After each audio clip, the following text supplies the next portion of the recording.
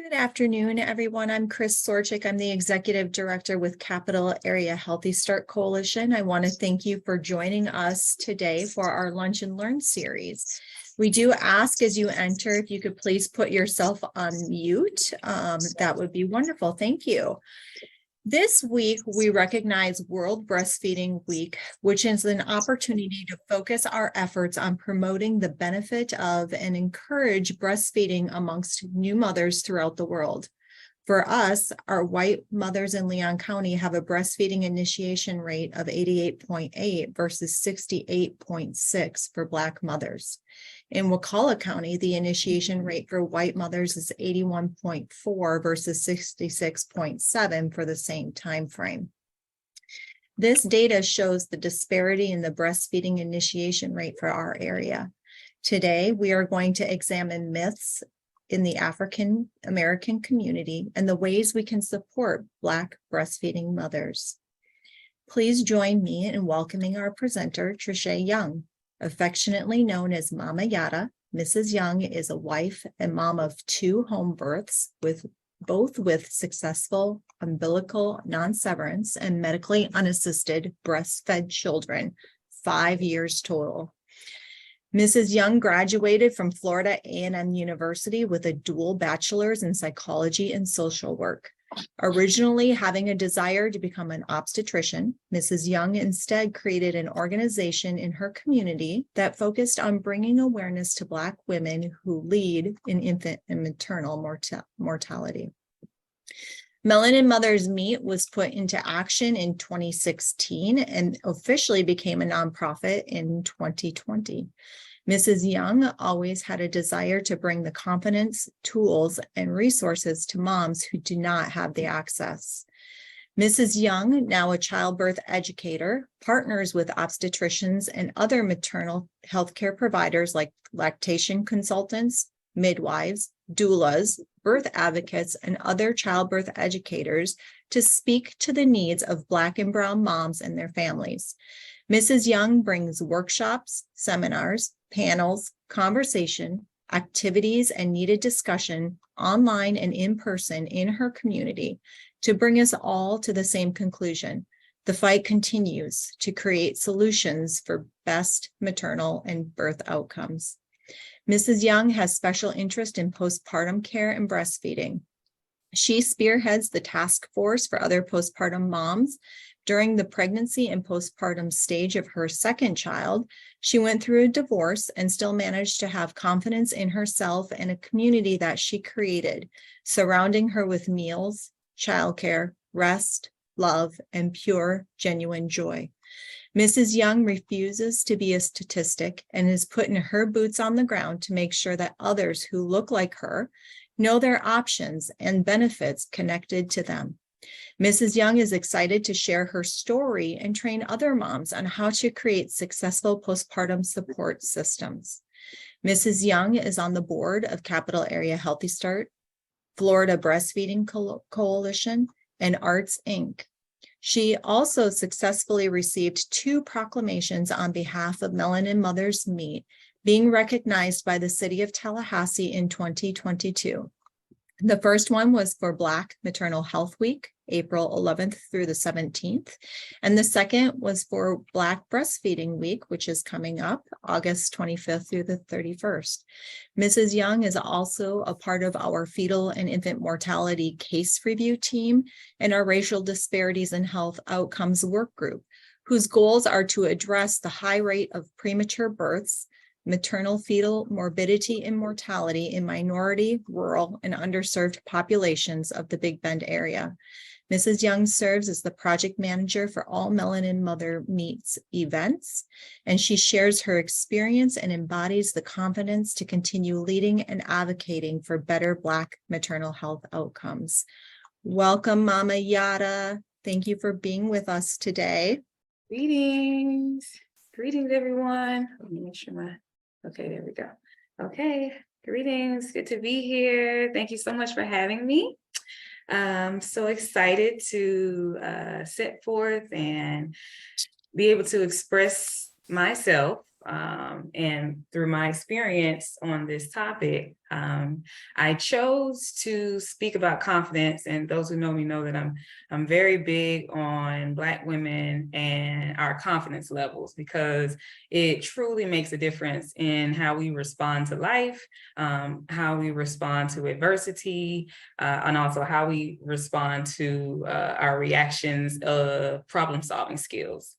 So today I'm going to speak on how culture is what is needed to help us solve our problems. A lot of us, we have religion and we, do different things in that space.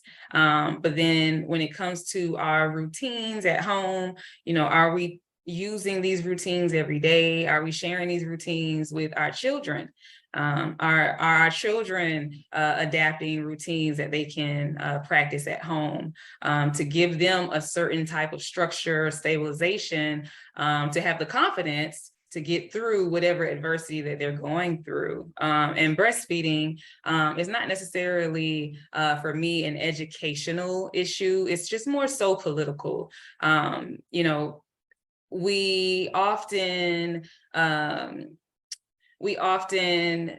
solve problems of others. We solve problems for other cultures and other people. But when it comes to Black women solving our issue and our challenge that we have with breastfeeding, it's not really any safe spaces to be able to speak critically about our issue, about our challenge, about our struggle, of identifying the real case here, the real cause of us not being able to accomplish breastfeeding.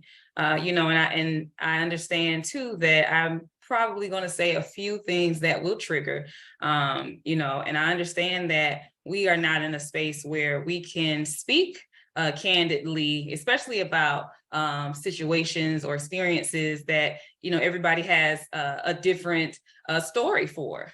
We don't have spaces that especially Black women can go to and speak comfortably and talk about these things. And so I just want to first say that to Chris and Capital Area Healthy Start for making this a safe space for us to be able to speak candidly. And I also do want to gather feedback from you all, because it's important that we have the conversation. Not one person is going to be able to create the solution. So I do want to use my community of people that are here to help me to express the confidence that Black women need in order to breastfeed.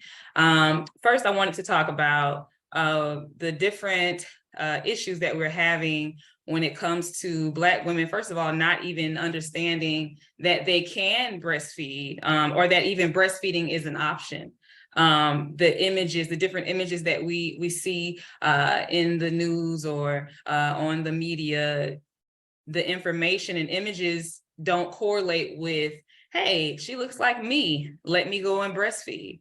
And that's just the reality. That's the reality. And so when we think about solving our problems, when we think about what is our culture, we think about our traditions, we think about our beliefs, we think about how our mind sees things and foresees things. And we have to understand that sometimes you have to enhance the culture. You have to enhance the mind. You need to be able to advance your personality for the time that you are in. It's 2023. There's a lot of things going on in the world today that weren't going on 10 years ago. And if they were going on, they weren't going on out loud. You know what I mean? So I try to stay away from a lot of the trendy current conversation, because we all know, how that can go. And so I just want to stay focused. But to solve the problem of breastfeeding for Black women and why, our statistics continue to deteriorate. Actually, we're, even further just in the whole Black maternal health scope of things. we're even further behind than we were. So it's a big issue. It's a very big issue. And we shouldn't be quiet about it. We shouldn't just have, one space to talk about it. We should have multiple spaces to be able to talk about this. And we should be a little bit more outraged than we are. Just even me sitting here, calmly and quietly, because that's what's expected. But how I really feel, I wouldn't be able to express that without, getting looked at crazy. So, it's important to be friends with calm, right? You have to be friends with calm. Mama Yada is not always friends with calm, but you have to learn how to be. So, when it comes to breastfeeding as a Black woman and having that confidence, I think Chris mentioned in my bio where, I was having my son have my second child through a divorce. And I just refused. I was like, oh, okay. So when you look at circumstances and you look at life, and you're like, oh, so this is a problem that's happening right now. How am I going to respond to it? And really taking yourself out of it personally and looking at it as this is another adversity that I'm going to overcome. It's going to make me better. It's going to make me great. What can I do to stay in a safe space, to stay, focused on the task at hand? The task at hand right now is that I'm going to have a home birth at my house. I'm going to breastfeed my son, and there's nothing or no one that can stop me. And I made it happen. And that's the kind of confidence that you have to have moving forward when you want to breastfeed, the things that you need to share, maybe with a sister that's breastfeeding. Because I know a lot of people, when I first created Melanin Mothers Meet 7 years ago, the first thing that people say, mostly women say, is, oh, I'm not a mom, so I don't need to be in Melanin Mothers Meet. And I'm like, oh, yeah, you do. You're a Black woman, Melanin Meet is for you, because it's not just about women that birth children physically. It's about women that birth businesses, women that birth ideas, curriculums, just anything that can help the next Black woman. And that's what I feel like the specifics when it comes to what can we do to get a solid foundation and be able to build it up. And that's something that I really admire about Capital Area Healthy Start, is that they are literally in the community asking the questions, okay, how are we going to solve this problem? And that's what we have to do as a community, but also too, as Black women, we have to do that amongst ourselves more, so that we can understand that, hey, this is our culture. This culture is what works for us. This mindset is what works for us. Evaluating this problem this way is what's going to get me the answer and the result that I'm looking for over here. And you just have to be okay with understanding that, hey, what works for me might not work for you. And you have to be okay with that. You have to be okay with that, and don't allow it to overcome and stress you out because something that you wanted to go one way went a totally, completely opposite way. Okay, change your plans. We adjust. You have to adjust. I didn't think I was gonna, go through that. I mean, my parents have been married for 38 years, 38, 39, somewhere in there. So, I never, thought I was gonna put myself in that space. And then also too, what I also learned in my culture, my experience growing up, is that you can only do so much. You can only take so much. You have to be able to adjust to whatever issue, that you're facing or challenge that you're facing. And so being able to stay focused and exercise my mental health, and the capacity of my mental health is expansive. It's very expansive. And that's because as a Black woman, we've been suggested for so long, oh, you're this way, or you're that way, oh, you this, oh, you should be this, oh, your title is this. No, I'm choosing my own title. I'm standing up for myself and what I believe in and what works for me. And that's that. And we can move on, and we can be blessed, and we can be happy and joyous, and we can, whatever it is that whatever we operate in, whatever spaces that we operate in that works for us, we can do that. We can kumbaya, we can do whatever we need to do, but we have to stay focused on getting to the solution. And the solution is, where has our culture gone, and what are we going to do to find it? What are we going to do to find our culture? We have to understand that our culture, what a good sister friend of me says, is our culture is our cure. We've been rolling these same issues out for a long time, y'all. We've been rolling them out. We've been rolling them out, y'all, for a very long time. You know, and I'm not the type of person that is going to sit here and, you know, give the repeat. You know, I'm not doing the repeat PowerPoint. We know what the disparities are. I'm not doing, look, we have to have a really candid conversation about these issues. Why are Black women not breastfeeding their babies? Why don't they have the confidence to breastfeed their babies? Why are their mothers not supporting them in breastfeeding their babies? Why? What happened? Who did it? What did it? We have to ask those kind of questions. And if we don't ask the right questions, then we're not going to get to the right answers. And we're just going to repeat the cycle, repeat the cycle, repeat the cycle. I just, you know, how my mom is, I'm just not a person that's going to repeat myself too many times. And that's my mom. That's how my mom is. And, you know, when it comes to my real life and how I want my children to think of me when I'm gone as their ancestor, you know, it's very important to be able to grab solutions for the issues that they are having in their day-to-day life. You have to have solutions, or you have to have some type of tools or some type of mechanisms. You have to have some type of coping strategies. You have to have something, because if you don't, you're going to self-destruct. You're going to self-destruct if you don't have strategies, coping mechanisms, things. I mean, you can show yourself as a person, you know, as whatever your representative is in the day-to-day, in your day-to-day, nobody knows a thing. You see it all the time in the news. Oh my gosh, she was such a great person. I don't know how. How could she do that? We see it all the time. How do women get to that space to where they want to take their lives from their babies, from the society, from their community, from their loved ones? How? Because we don't know how to solve our problems, and we're not talking about it. We're not sharing. We're not talking about it. When the last time you checked on one of your friends or your sisters or your family members? Anybody? You have to ask yourself that. We're so caught up into the, you know, and AI is out now, and I'm actually, you know, I can't, you know, I'm not going to say too much on AI, but it does have its really good advantages, and I happen to tap into a few of those advantages, and I am not going to. So when it comes to business, y'all, but I, you know, as far as the other stuff, you know, I don't get into that, but staying focused. So when it comes to just even knowing that you have the support of your sister friend, or if you have the support of a family member or a loved one or somebody that you know cares about you, to the point where when you're having a baby and you're breastfeeding, that you have support behind you. If you want to give up on breastfeeding, you have somebody saying, come on, I know you can do it. I know you can do it. You have somebody that sees past your flaws and your challenges of, I have a hormonal imbalance right now.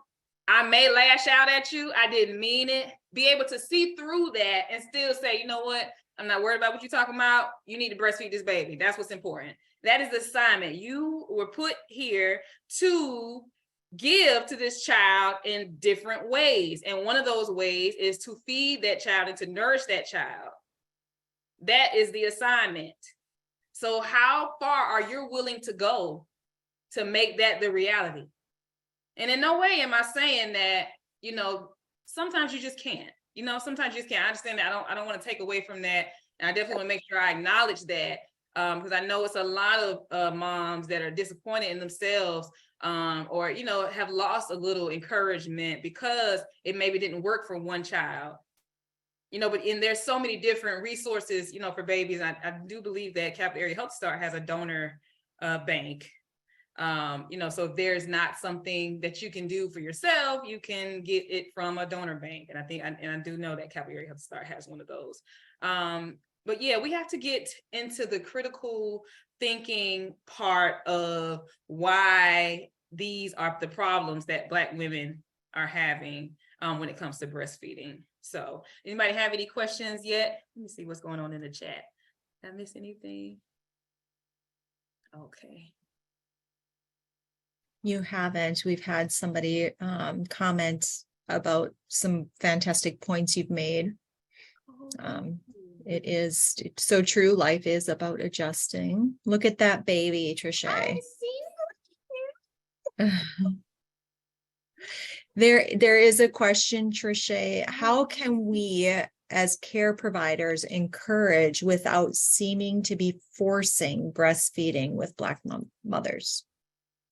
Okay, so, and I'm just going to give it to you super straight, Miss Debbie. And it's one of those things that once you just accept it as the truth, you adjust, like we said earlier, to getting the result, you know? And so the result is to have these Black women open up to even being considered or trying to consider what you're asking them to do. A lot of times it's going to take somebody else that looks like them. It's going to take somebody that they can look at until they can relate to them. It's just what it is. It is what it is. It's not a shot or a hit or, you know, any of those things. And once we get past that part of it, I truly believe we can start to make that difference. And obviously, you know, well-trained people, you know, that are going in there on all fronts, especially for what they need to do as far as getting them to breastfeed.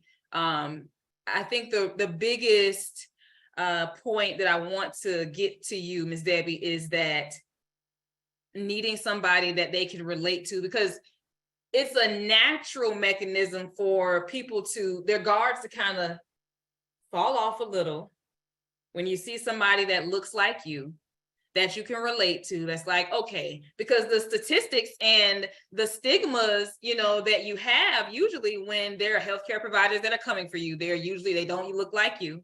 They have on a white coat and they're talking in a tone not of connectivity. They're not trying to connect with you. They're just trying to do their job. And no, that's not everybody.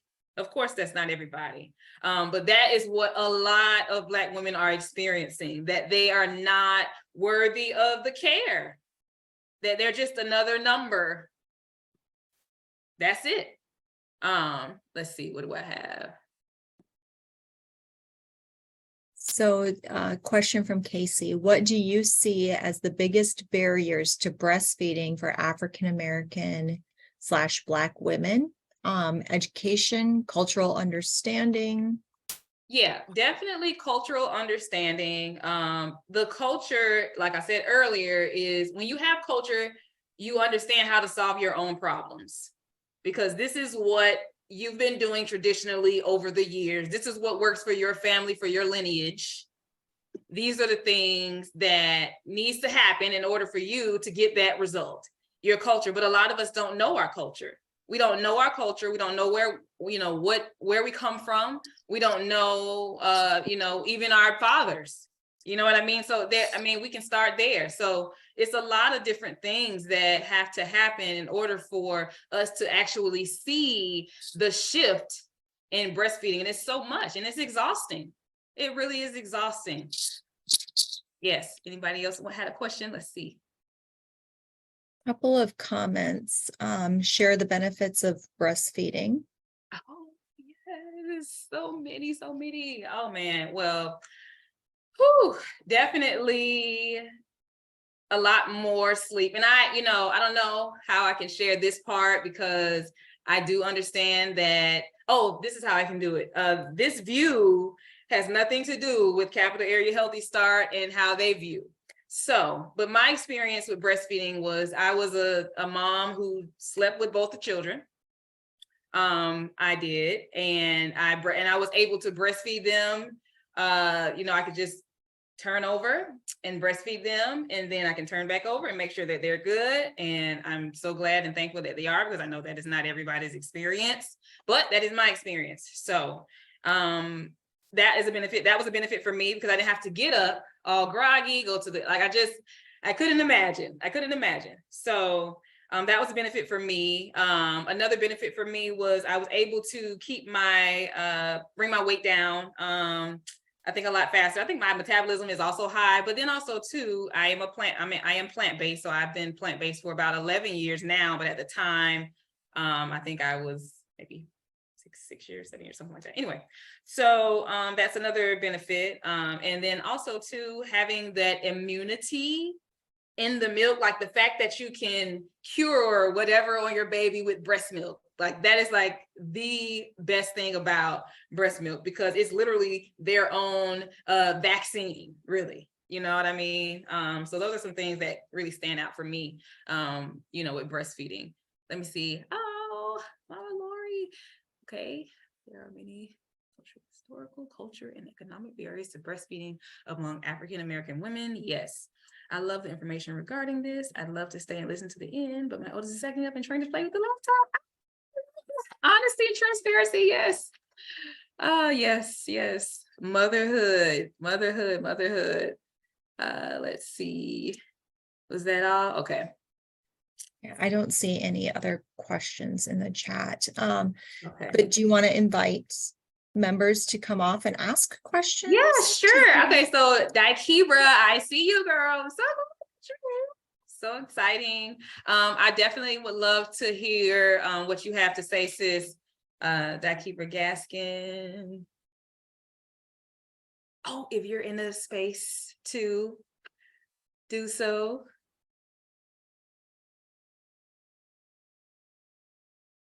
Not sure, but we have another question that popped up in the chat. Oh, yes. How can those of us who aren't mothers support breastfeeding mothers?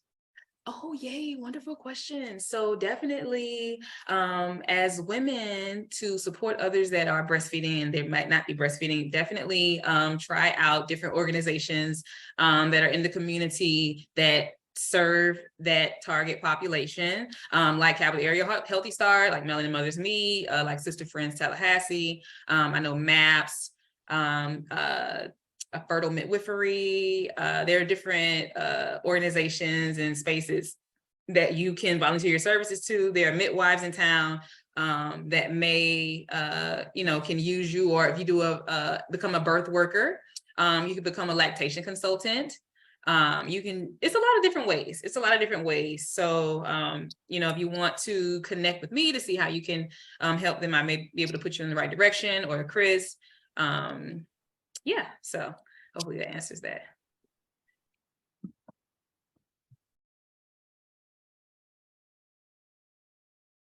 Looks like that keeper is almost ready. Hey. Greetings, sis. Hey, how you doing? Good. So good to see you. Good.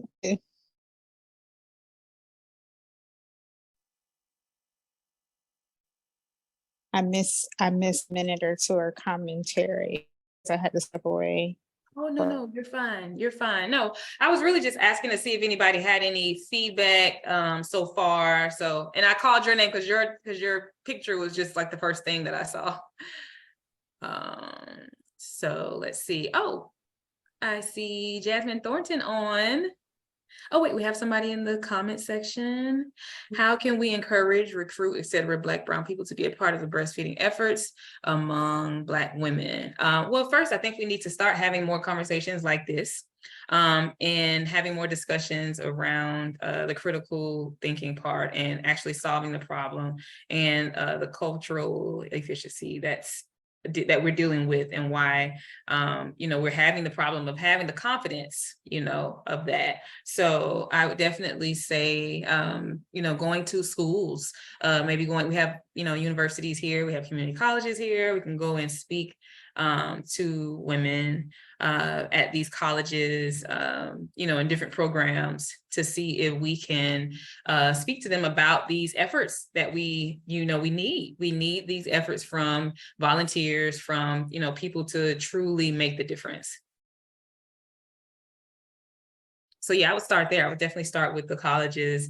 I mean, even if there was a space where even high school students, maybe, junior or seniors, or, just even starting at that space, to prepare them to prevent, what could be, for them, where they may lack knowledge, or, they may not, have any experience or secondhand experience, observing this space where Black women are breastfeeding or using their breasts to feed a child. So I hope that answered your question. And Lori has her hand up. Oh, yay. Mama Lori. Okay, yes, ma'am. Hi, good afternoon. Hi, Yada.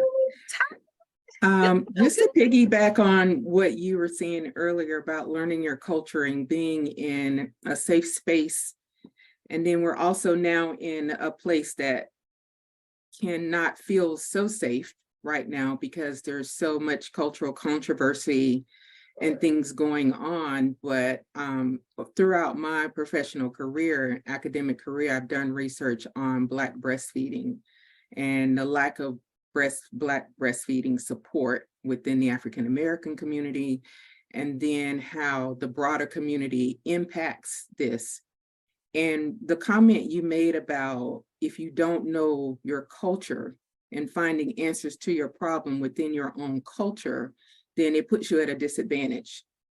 And so one thing that has come up repeatedly in research, and when looking at studies among native-born African-American women and other Black women in the world, and in my research, I differentiate between native-born Black women in America who are a descendant of enslaved people versus Black women in other parts of the world. There is a unique social, historical, and cultural aspect to it that has to be recognized and has come out in a lot of the research now. But if you don't know your culture, some of the questions that some people are asking, they go back to the historical culture of enslavement in America, where enslaved women and women were born into slavery were forced to be wet nurses. They were forced, not only were their bodies commodified, their reproductive rights were commodified, their milk was commodified.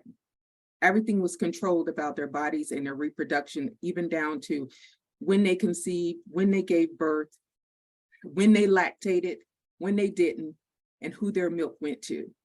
And so that is still today something that affects the choice to breastfeed among African-American women. There is still a lot of negative connotation associated with it because of that period of American history. So that's something that we all have to recognize, that has to be figured into trying to figure out a solution to this. We need to recognize that. So when you say where has the practice gone? Why have we lost it? It's because we lost a part of that. And it does, for a lot of families, still particularly in the South, still have a very negative connotation. And it was like, okay, well, my great-great-grandmother didn't have a choice about who she breastfed, but I'm just not going to do it.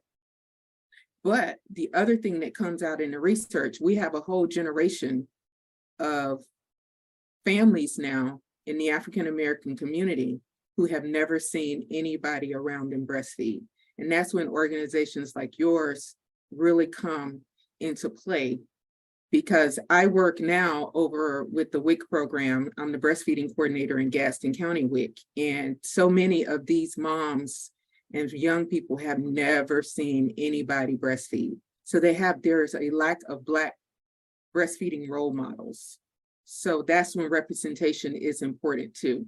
So it's not that other races or other people can't empathize and be good care providers for us, but everybody, regardless of what their race or background is, you're looking for somebody that looks like you or that can relate to what you've gone through to be a role model. So some of the questions about what can we do, let's try to make sure we diversify our providers, that we diversify our care communities, that even young women who are not mothers yet, or young men who are not fathers yet, start educating yourself about this subject. Start reading about breastfeeding and lactation, talking to young people around you. Prepare yourself, just like we try to encourage people to get preconceptual care, which a lot of people don't. It's kind of after the fact that, oops, I got to go do something else. Start educating yourself about it. Start having those conversations, thinking about what you want to do when that time comes when you are a parent, and how you might want to navigate some of those things. Because we keep talking about in the professional arena about normalizing breastfeeding and normalizing these things, but it starts on an informal level too, in our own communities and in our own homes before people even get to a clinic or to a healthcare provider. Yes, Mama Lord, that is so true on so many fronts. And just to, add to, it's okay to critically think and speak on these issues. How did history advance us, and how did history fail us? We have to ask those types of questions and be able to answer them truthfully, and not, where we're holding back because we don't want to hurt someone's feelings, or, this is what's done is done. That's how it happened. We can't change it. But we have to discuss it if we want to evaluate it, if we want to process it, if we want to get to the solution. We have to do that. And that's why I wanted to have this conversation with you all today, because specifically, just when it comes to Black women and our mental health overall, and all the decisions that we make. We have a lot of decisions that we have to make as Black women every day. And I'm sure everybody has the decisions, but the type of decisions that we have to make, they are very specific to our environment, to our social structure, to our financial capacity, to our day-to-day, how our children are, what bills can we pay. There are a lot of women that have to consider those things. So when you bring breastfeeding to a woman like that, and then there's already a very promoted option of drinking formula, they're going to go with the formula. They're not going to ask any questions. Breastfeed, why I do that? You see the commercial with the formula? I didn't see a commercial with nobody breastfeeding. I saw a commercial with formula. So that's what I'm going to do. My mama did formula. My grandmama did, that's the type of generational things that we have to address there. And I think I saw a question about how can we get the fathers in? Well, first, does the father even believe in breastfeeding? Is that something that he saw in his experience in life? Because there has been, truth about women doing what their man tells them to do. So if there's a man that says, I don't want you to breastfeed, those are my breasts, then guess what? She's not going to breastfeed because her man told her that was his and not for no baby. And that's just the reality. That's the reality. And we can't be so uptight about talking about the truth. We can't. We got to lay it out. We got to lay it out. If we really want to solve these problems that we, speak on so many times, we have so many forums and so many webinars and so many, whatever. And we're still in the same spaces, in the same predicaments where Black women are still struggling, still having challenges. What are we doing wrong? What is it that we have to do? What do we have to continue to do? We have to continue to spread the word. We have to continue to spread the awareness to be able to educate. And not just be on one person or one organization, but and not in the silos. We have to start actually applying the collaboration and making it make sense. We have to do that, y'all. We got to do that. What else we have here? Let's see. Also, advertisements for formula in the 70s used Black men, women, and babies, and it was rampant and unknowingly exploited. Exactly. Using Black, it's our strategy. And like I said earlier, this is not an educational problem. This is a political problem. This is political. Come on, y'all. It makes no sense that we're still suffering in these spaces where Black women, like Mama Laura said, never saw not one person breastfeed. Not one. That's a problem for us. If we are the village, excuse me, y'all, I get a little passionate about my people. What do we have here? Systematic changes are needed, even down to whether or not women are supported through their jobs and whether spaces are provided for breastfeeding or pumping once mothers return to work postpartum. Exactly. It's so many issues. There's so many challenges, you know, from breastfeeding in a bathroom, you know, or breastfeeding in a closet, you know, those things are not encouraging. That does not make you confident to want to continue breastfeeding. If anything, you're trying to get this over with so you can get back to normalcy, you know, or what we consider, or society considers normalcy. SEOH does play a huge role in our total health and well-being. Thank you for that important point. Oh, definitely. Social determinants of health, for sure. For sure. And you know, we have to be the difference, y'all. We have to be the example. We have to be able to say, you know what? Everybody's not going to like what I'm about to do, but I'm going to do it because it's going to give us the result that Black women need to be more confident in breastfeeding their children. Because why are you breastfeeding your children? Are you breastfeeding your children for trend? No, you're not breastfeeding your children for trend. You're breastfeeding your children because this is what's best for them. And that's just a fact. It's not a, I'm better than you or you're better than me. It's the fact is breastfeeding, statistically, research, everything points to breastfeeding and saying, hey, this is most important. This is best. You know, and I understand you have to be very careful with, you know, it's very interesting because being confident in breastfeeding sometimes automatically allows others to think that, well, she's confident in breastfeeding, that means that, you know, she despises if you don't breastfeed. No, that's not the truth. However, if more Black women are going to breastfeed, then we have to talk about it confidently. We got to, okay? We have to talk about it confidently. We have to talk about it confidently, as if it's the only option. There is no plan B, it's only plan A. So we have to make it work. We have to make it work. There was a story, I hope I can remember, a speaker friend of mine spoke about, where there was a guy, I think it was a guy, and they had these boats, they were in war, and the boats were plan B. So they either won the war or they drove off in the boats. But the boats caught a fire, so there weren't any more boats. So they had to win. They had to win, they did, you know, and so it's just, when you have the mental capacity to think along those lines and terms, I have to breastfeed. I don't have another option. You know, and I understand still, even in that space, okay, that's fine. Let's place that over there. Yes, you still may have a space where you're not able to do it, but it's a mental thing. It's in your mind. You have to subconsciously and consciously know that, you know, this is something that I can do and I will accomplish.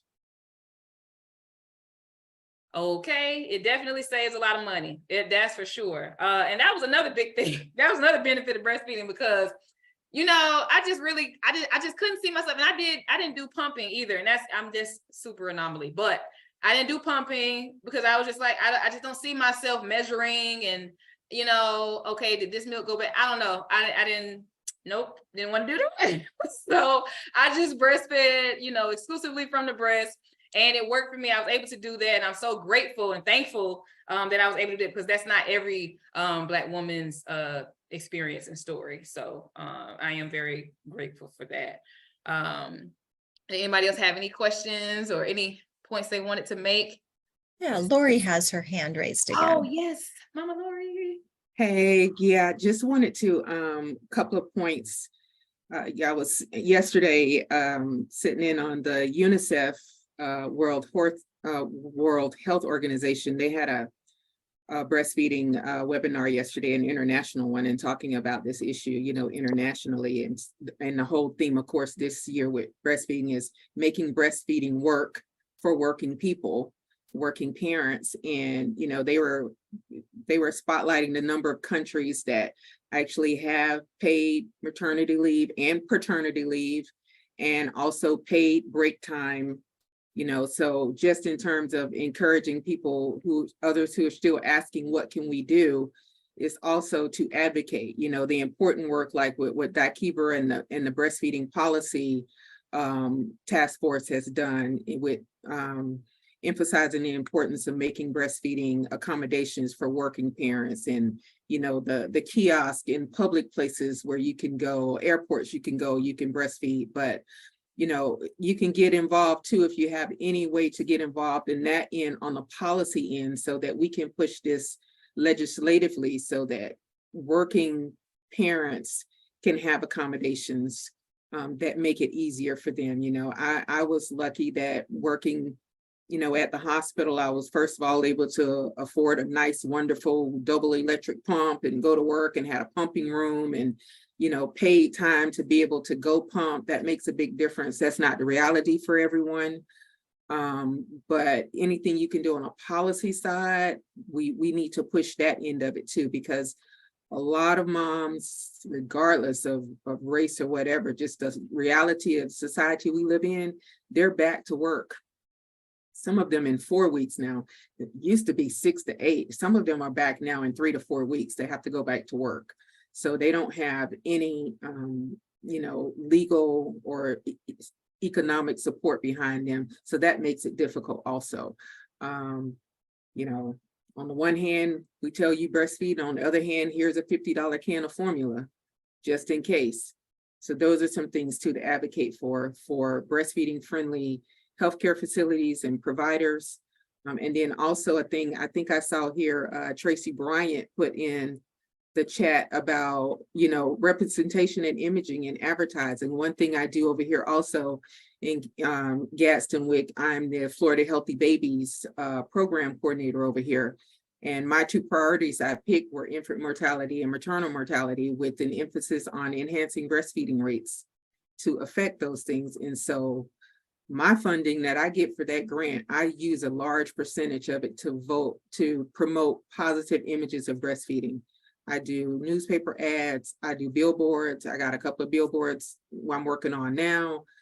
Here, our demographics are predominantly Hispanic and African American. I make sure those 2 demographics are highly represented when I do my media campaigns. If you come, well, we drive it to Tallahassee sometimes if I come over there for supplies, but definitely in Gadsden County. Tracy, I had a whole vehicle wrapped with a Black breastfeeding mother on it.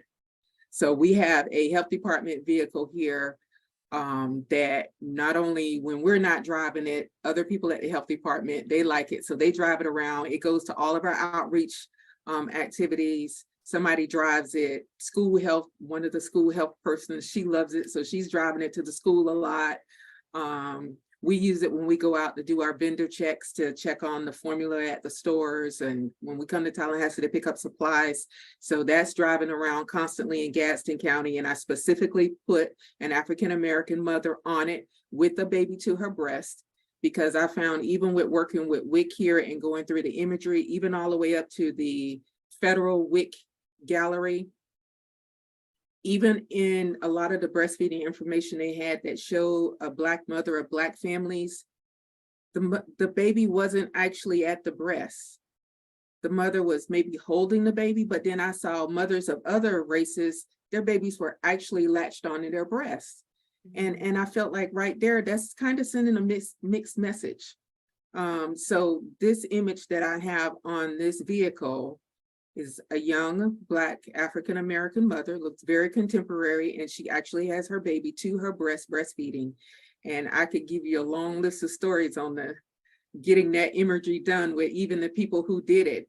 This one little old man, I had another picture at first, and it actually showed a little bit of the breast at the top. He couldn't get past that. I'm like, can you just do the wrap or not? Well, I wasn't expecting that. I'm like, there's no nipple showing. It's not illegal. There's no nipple showing. So just to say that I also agree with that also, Tracy. I put a lot of emphasis on that here, and I would encourage people in other areas, if you're able to do that, depending on your demographic, please do that, because I do that here a lot. I focus specifically on that because I found a lack of that, even going to the Federal Imagery Gallery and other places, that there was a lack of representation. That is so And true. somebody else I was talking to about something, a therapist or somebody was saying, you can't do something that you've never seen. So your brain has a really hard time on a psychological or physiological level doing something that you've never seen. So that goes back to even a behavior. If you're trying to get someone to engage in a behavior that they've never visually seen, that their brain has never had to process, the image has never had to go through the neurons to embed itself in their memory, then it's difficult to bring about behavioral change. So in order to do something different, you need to see something different. Oh, yes, Lori, definitely. You have to see something different. We have somebody here, Anastasia. I would like to add that it's always great to plan ahead to breastfeed before getting pregnant. Start talking to your partner about the benefits of breastfeeding. We found out that Black women breastfeed at a higher rate when they plan ahead. I also agree with the confidence. It's a big piece. Most definitely planning ahead. And like Mama Lori said, you know, if you aren't seeing it, so if you've never seen it, then you're not going to know to plan ahead. So that's why I say getting into these colleges, getting into these universities, even getting into these high schools and finding a creative way to speak to these young ladies about planning ahead. We have to figure out a way to get it done. And like I said earlier as well, we all can't, you know, only one person can't do it all. So let's see. Oh, Miss Debbie, did you have a question? Yes, ma'am. I know Dikebra. She's a sweet person. Yes. She's known me for quite a long time.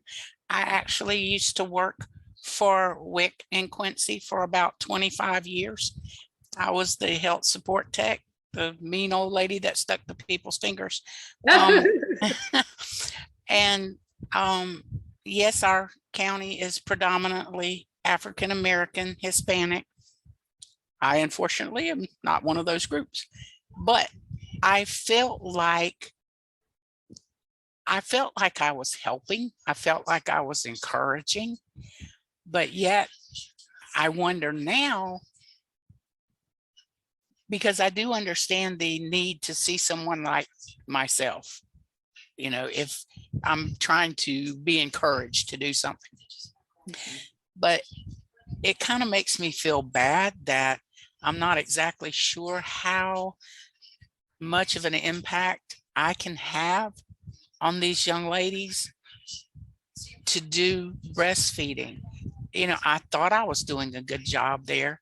I've even gotten to where I am a lactation counselor also, but I'm still not sure, am I good enough? You know what I'm saying? Am I good enough? And what can we do if we don't look like the people we're trying to encourage and help? What can we do with that? Yeah, no, I really appreciate that transparency, Ms. Debbie. And it looks like from Ms. Dikebra, she said you were very encouraging and you were spoken of well because of your empathy. And I think that is a very major role in how we connect with each other. There was some time ago when I worked for, at the time it was called the Mentally Retarded Defendant Program in Chattahoochee next to the Florida Hospital. And a lot of people would just, or the counselors and the social workers and the psychologists and doctors, didn't understand why this population really truly grasped to me as much as they did, as far as in making sure that I understood where they came from. A lot of times they were able to see that through how I spoke to them. I would speak to them in conversation. I would be very empathetic. I would connect to them as if they were my brother or they were my father or they were my grandfather or somebody of that nature. It was just very important to make sure that you're going to connect to a person when you're trying to help them to evolve, that you're connecting to them as a human, humanely connecting to them. And Ms. Debbie, I think that you definitely did that as far as what Dikebra says about you. So I'm sure that you were a fantastic role model in that space. Also, too, I don't want to get it twisted that the experiences that you had, you know, in your role with these women, even if you only change one person's job or one person's mindset, or you shifted that one person's mind or intelligence or experience or encourage them, then you've done enough. One person is enough. Yeah, I would pick. Hey, it's Kibra. Please excuse me, before I leave, I want to add, because Debbie, I do know you, and I'm so glad you spoke up and said that, because I think you hit the nail on the head about being comfortable enough as a person who's not a person of color, but wondering, you know, does all of this mean that I'm not good enough and to help someone, a woman of color? And the answer is no. Because your reputation is an example of all you really need to do when you're dealing with anybody. When me as a Black woman, when I'm dealing with white women or women from different countries, like who are Muslim, or I see other Black women who are from West Africa. I meet people from China, from Asia, different Asian countries. And I think one of the reasons why people like you, people like myself, do have a good working relationship with them is because I see my mother, I see another mother, and I try to get a line of empathy with them before I try to establish rapport before we go too far, because I want them to know that I'm an ally, I'm here to support them, because I need them to buy into what I'm saying. I do want you to breastfeed, whatever that breastfeeding is going to look like. So the important thing when you're working with anybody who is different from you culturally, financially, socially, try to just get that line of rapport. We all have so many things in common. We're mothers, we're grandmothers, we're aunts, we're breastfeeding advocates. So just taking a minute to talk to someone and trying to get that line of rapport, try to get that line of respect, try to just learn just one little tidbit about that person. Even something as little as, oh, what's your baby's name? Oh, your baby's name is Yasmin. That's a beautiful name.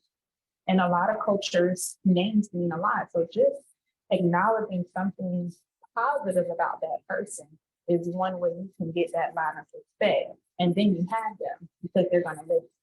And like Yada said, you know, even if you just change one mind, if you get one person to just listen to what you're saying, buy into what you're saying, you've made an important impact. Even if they do not decide to breastfeed, they're still gonna love you because they're like, we tried.